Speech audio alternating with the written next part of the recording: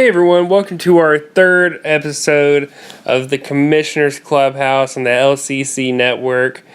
Today it's just me. I kind of screwed up the first podcast that we did on Wednesday.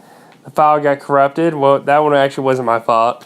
I did another one night with Jameson and Kyle, and that one was user error. That was completely my fault. Totally messed that up. Pretty pissed about that one, not gonna lie, because that was 100% on me. So yeah, this podcast is probably gonna be shorter than the other two, just because this is the third time talking about the exact same stuff. So I'm pretty burnt out. But I'm gonna give it my best shot here, because I did promise everyone that we would have a podcast for the conference championship, and we are going to.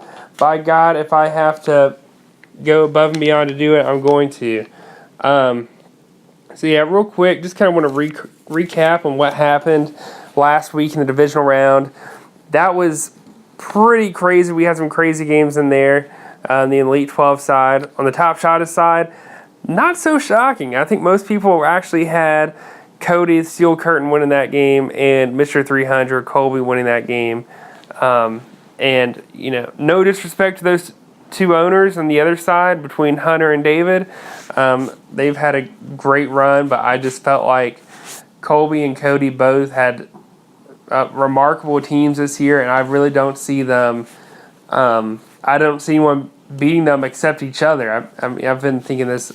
I think a lot of us have felt that those two would be the two to end up in the Top Shotters Conference Championship. Now on the Elite 12 side, my God, I mean, in the wildcard round, we had Mike, Cards fan, pull out a huge upset against Jameson. It's all about the Benjamin. Then we also had Isaac take it to Billy. I mean, just blew him out of the water. We get to the divisional round, and what happens? Mike almost upsets Cameron. I mean, Cameron thought that he had that game unlocked the entire day on Sunday, but realistically, I mean, it was, in my opinion, it was extremely close. Mike had a great game that week. The best week he's had, I think, since like week 5 or 6. He's been on fire. He's been firing on all cylinders. Now, in the other game, the divisional round, we had one that kind of got out of hand between Isaac and Kyle. Kyle, who is Game of Jones, ended up beating Buck Your Mother, which is Isaac, by a pretty wide margin. And a lot of people had Isaac winning that game. And Isaac was actually favored to blow Kyle out pretty big. But yeah, so it's just kind of crazy how that ended up happening. And I'm really interested to see how these two conference championships are going to play out. I'm pretty excited, even though I'm not even in the playoffs. I'm really excited to see what ends up happening in those two games. We're also going to talk a little bit about the final bowl game of the year, the Visa Card Bowl, between me and my lovely wife Maria, who's owner of almost forgot her team name there, Sax in the City, who is reigning Elite 12 champion. Came in second place last year, lost it to Matt, who's the Crazy Legs, who's currently leading the poll for the Toilet Team of the Year. We'll kind of see what ends up happening with that award. But anyways, moving forward, let's talk about these conference championship games. I'm really, really interested to see, and what most people are saying is the game to watch, and that is between Cody and Colby Steel Curtain versus Mr. 300. Their overall record against each other is Colby's leading 6-4, and Cody actually has not beaten Colby since week 3 of 2016. So it's been a while since Cody's won. Not only that, but Colby is 6-2 in the playoffs. I mean, this man, when I think of a good, consistent playoff team, I think of Colby. He's one of the teams that I think about. He won the first Little Critter Bowl against Cameron. And, you know, it'll be interesting to see if those two teams end up playing each other. We have a rematch of Little Critter Bowl 1. And on the other side, we got Cameron versus Kyle. Cameron is 4-6 in the playoffs. He's been to the Little Critter Bowl before. He knows what it's like to be there. But it's been a while since he was last there. What strikes me as kind of odd is we don't have a long history of close conference championship or semifinal games. When you go back and look at them, most of them are decided by 20 points plus. The closest game ever in our semifinal / conference championship history was between Cameron and Jade in 2010, our inaugural season. Cameron ended up winning that game. I believe it was 99-86. We're talking about a 7-point game. That is extremely close. And if you're asking yourself, why the hell was that the score? Well, one, we didn't have defensive players. Running backs and receivers were extremely devalued back in the day in our league. And it was predominantly a quarterback league. So that's why our scoring was extremely low back then. But let's fast forward to last season. When I played Maria, she beat me 281-145. It was over 100 points. My God, I lost by close to 140 points. And, that was a beatdown. That's probably, I think, in fact, it is the worst beatdown ever in conference championship history, maybe even playoff history in this league. That same year, you had Matt beat Jordan 148-84. Beat him by over 100 points too. I mean, those were two extremely boring conference championship games to observe. We can even look back at 2012 when Jade played Cameron. Jade won 115-61. I mean, he beat him by basically 50 points in that one. That's another game that got out of hand. I would have to say one of the other closer games that we've seen is between myself and Matt back in 2015. Matt beat me 242-228. That's relatively close. Also, you had Colby beat Jade 180-164. That's relatively close in my opinion. So yeah, right now the spread is 30 points plus for both of the conference championship games. So my fantasy league is saying that we don't expect to have a tremendously close game in either one, but it's not going to get extremely out of hand either. After I talked to Cody, talked to Cameron, talked to Jameson, talked to Kyle, talked a little to Isaac. Everyone seems to feel that game between Cody and Colby is going to be extremely close. My opinion, it's going to be 17 points or less in the spread in that game. Kyle said he made a bold projection. He believes that game's going to be 10 points or less. That's going to be it's going to go down to the wire. And I think a lot of people kind of feel that same way, that these two teams are so equal in talent that just be ready for the long haul. It's going to take all 10 starting players to decide who's going to win between Mr. 300 and the Steel Curtain. I talked to Cameron. He believes that game's going to be close.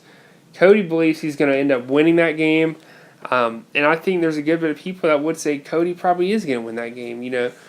Colby losing Zeke killed his offense. Don't get me wrong, still has a great offense even without him, just because how much depth he has.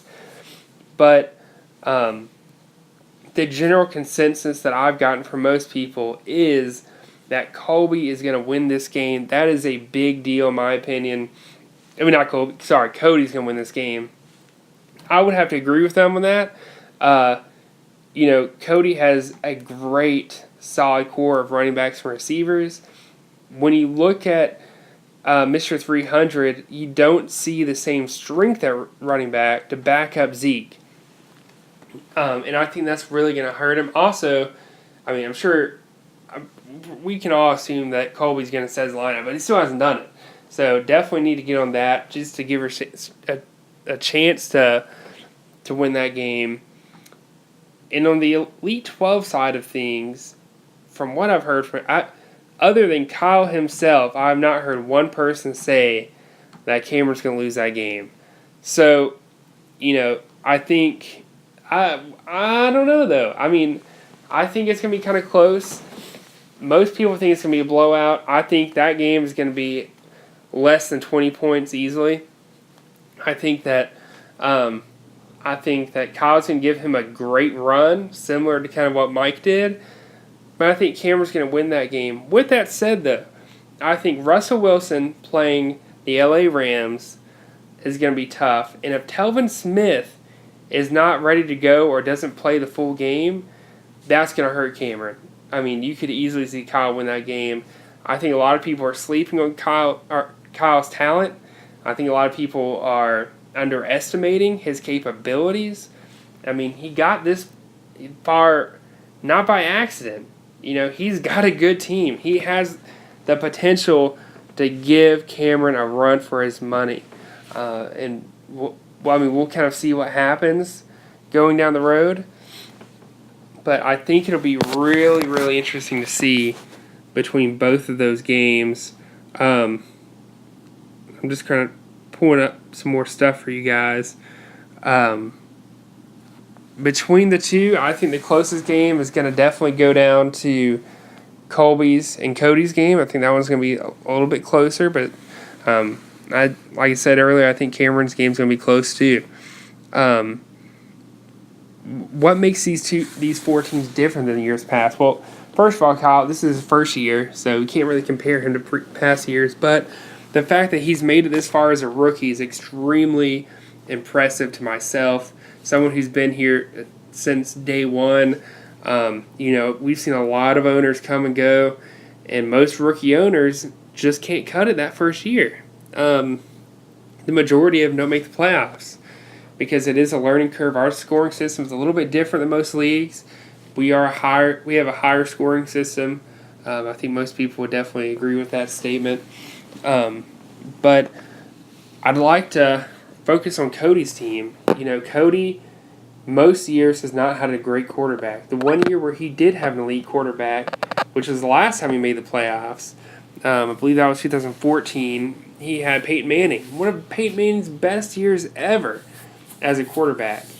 And got Cody, I think, I could be wrong here, I want to say, yeah, Cody did make it to the semifinals that year. He played Jordan and lost 233 to 147. And there's, again, another example of these games not being very close. I think it'll be really interesting to kind of see what ends up happening with Cody going down the road. If he can continue this kind of talent in the long stretch, just because we haven't seen a consistent team from Cody. This is his second year in the playoffs. Not saying that he's not a good fantasy owner, because I think he is. But now that I think he's got Matthew Stafford this year, who's a good enough quarterback to win games. He's not a great fantasy quarterback, but he's good enough. And I think that's really kind of the difference between Cody this year and last year. Cody this year and last year. Colby, on the other hand, great success. Throughout his franchise's history, if he wins this week, it'll be the fourth time of him going to the Little Critter Bowl in 8 years. That's pretty good. I don't care, if he won them or not. He has won one. That was the very first one. But that's extremely impressive, in my opinion. One thing that stands out this year, though, is Zeke. He has been the workhorse. Without him, he's not scoring as many points, but he's just as successful, which shows that he does have a pretty balanced roster. I don't think he's as balanced as Cody's, though, but I think it does stand out. Also, I may have already mentioned this. Colby's 6-2 in the playoffs. That's something that stands out about this year, too, is that he is a veteran here. Cody doesn't have as much experience. Cameron, he's one of those owners you can look in the past and say, man, this guy has been extremely good. And you know what? The Cameron's production isn't by accident. It is extremely intentional, and it's because of, you know, when Cameron goes into a draft, Cameron doesn't just wing it. Cameron's he's bought a magazine, one of those fantasy magazines that already has players ranked, and that's what he sticks to.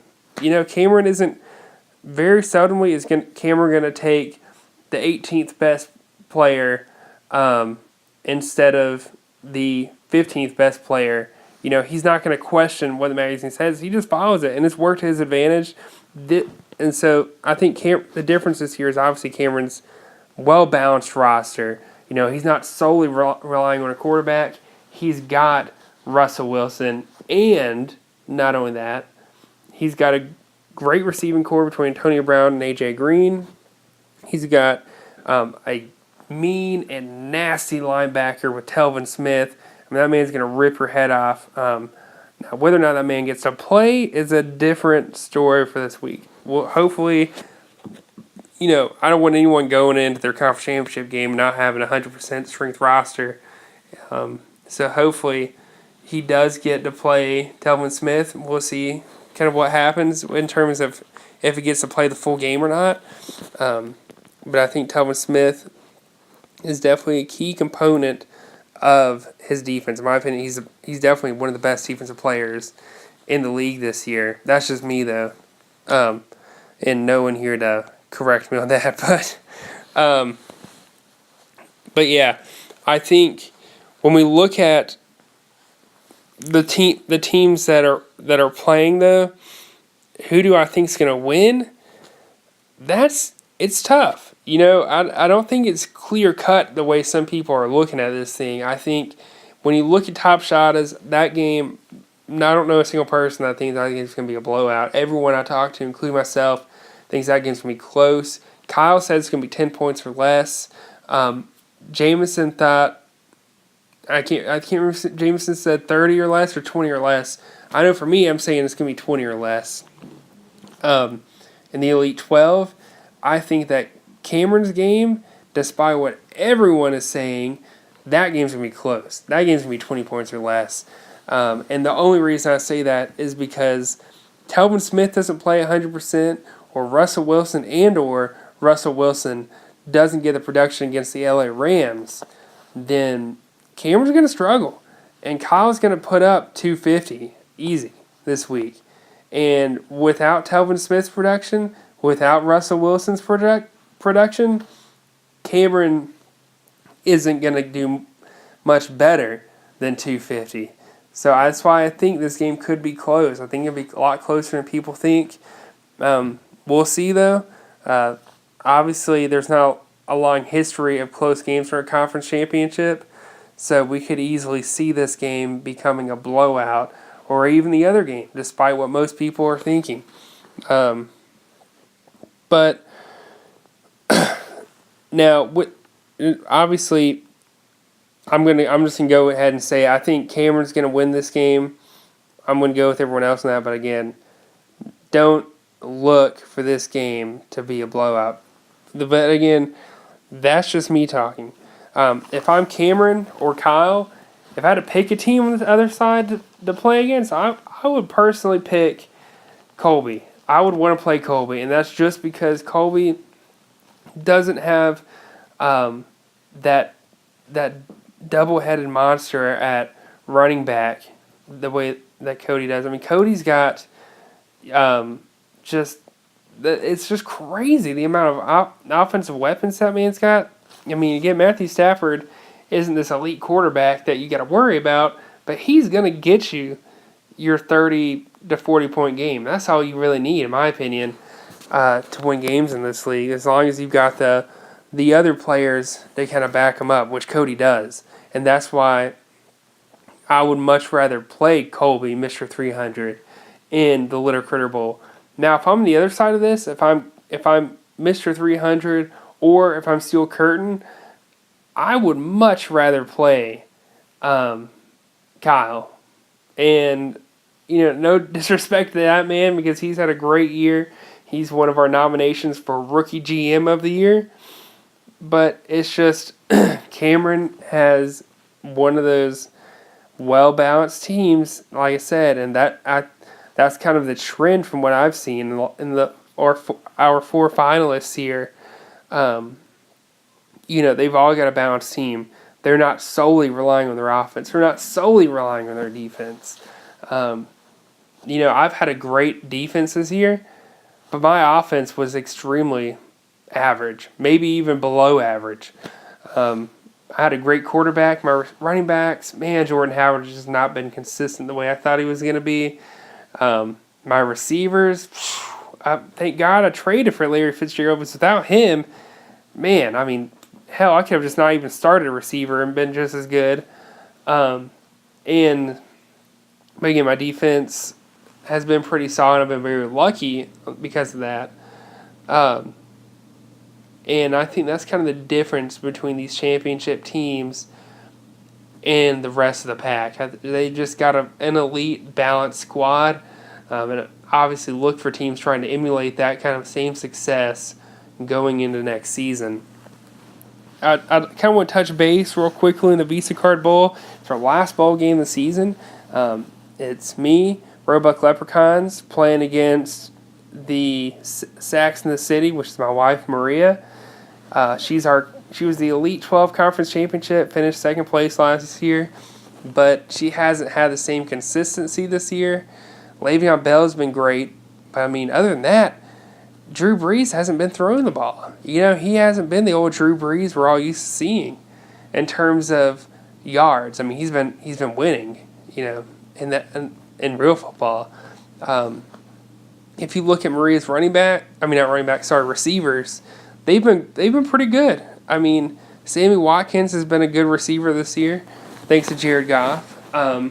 You look at T.Y. Hilton, he hasn't had the production, obviously, this year without Andrew Luck.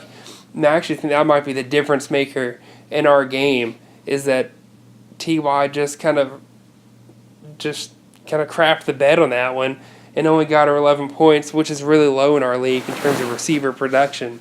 Even for tight ends, that's low. So yeah, I think that may end up what bites her in the butt in this week. My favorite to win, I'm obviously biased here. I'm going to say myself. I think it's going to be a close one, though. A lot of people, though, are picking Maria to walk away with this one the way she did in the conference championship when I played her. And I don't know. We'll see. We'll see what happens. Hopefully I don't beat her because I've from what she has told me, she doesn't think she's going to play next year. So, I don't know. But I kind of feel like she's like the Brett Favre of our league. You know what I mean? Like, she says she's going to quit, but is she really going to quit? I guess we'll kind of see. We already have a backup for her in case she doesn't return, and I think he's going to be a solid replacement. We even have possibly Jade coming back, one of our legends, and not only the Elite 12, but in the league itself, he is definitely, in my opinion, the most successful owner in our league's history. I mean, when I think of the GOAT in fantasy football, I think of Jade's face, which some people are laughing right now, because every year after the draft, we all kind of laughed at Jade's team. But realistically, Jade was the one laughing at us in the end of the year. 3 back-to-back Little Critter Bowls, won 2 of the 3, almost won 3 of the 3, which is ridiculous in itself. Made the playoffs a couple years on top of that. Anyways, I'm getting kind of off topic here, but I really think that I can win this one. I would say most people, it's kind of split right now between everyone from what I'm hearing from Jameson, Kyle, Cody, Billy, and Cameron. I think Cameron ended up picking Maria to win. I think Kyle ended up picking Maria to win. Can't remember what Billy said exactly. I think Cody picked me to win. Jameson picked me to win. But we'll see with that one. It'll be interesting to see. The bowl game doesn't have any kind of implications on draft picks for next year. It's just strictly for pride for us and the Visa gift card, obviously. But if I had to take over a team between one of us, if I was a new owner coming in and I've had a pick between one of our teams to take next season, I would take hers. Because the way our keeper rules work, I think whoever takes that team will make the playoffs next year. I'm not saying they'll win their division, not saying they're going to go deep, but I'm saying watch out because they probably are going to make the wild card, bare minimum. And I just think she's got a lot of good key pieces there for the long road ahead. Last but not least, I want to touch base on our end of season awards, which is brand new to the league. So if you didn't even know that was going on, there's probably just because you're not used to us doing something like this. This does have direct implications on the Hall of Fame points, so make sure you go and vote. We have stuff like Rookie GM of the Year. We've got GM of the Year. We got Bus Team of the Year, Toilet Team of the Year, Steal of the Draft. We got Rookie Player of the Year. We got, again, we got like the Overall Player of the Year. We got several different awards. Definitely go vote. Some of those are extremely close. The only one that's pretty much wrapped up is GM of the Year. Cameron has won that officially. He has the 13 votes to get it. So he is the 2017 GM of the Year, the first GM of the year in our league's history. So congratulations to him. Congratulations on Cody and Colby, Mr. 300 and Steel Curtain. Both of those guys have had great years, and so it was hard for me to pick Cameron, believe it or not. He had the 10-2 record, but Cody and Colby are in the same division, and both of those guys together have great records, and so it's kind of hard. It was hard for me to pick Cameron, even though he's my brother, and even though he's in the Elite 12, because I know both of those guys have had great seasons. I just think it's remarkable how Cameron finished season 10-2, tied the best overall record for the regular season of all time. So again, congratulations, Cameron. Congratulations to our 4 teams playing in the conference title. All 4 of you guys have done a remarkable job. Kyle, who's again nominated for the Rookie GM of the Year award. Definitely looking forward to seeing both of those games play out. Thanks for listening, everyone. If you got any comments, any constructive criticism to leave, maybe you want to comment on some of the topping points we had here tonight, please leave a comment, leave a like. If you don't want to do that, post something in the group chat, one of the group chats, post something on the league chat, and just kind of let us know what you think. What can we improve on? Maybe you want to be in the next episode, which I'm planning on making that one like the big podcast, the best podcast. I'm going to try to get as many different people's perspectives of the year and of these 2 finalists as possible. And just be on the lookout for that next podcast. And again, if you want to be a part of that, let me know. But again, good luck, everyone. Have a great night. Have a great weekend. And I hope to get this thing up within the next 24 hours. Thanks, and have a great evening.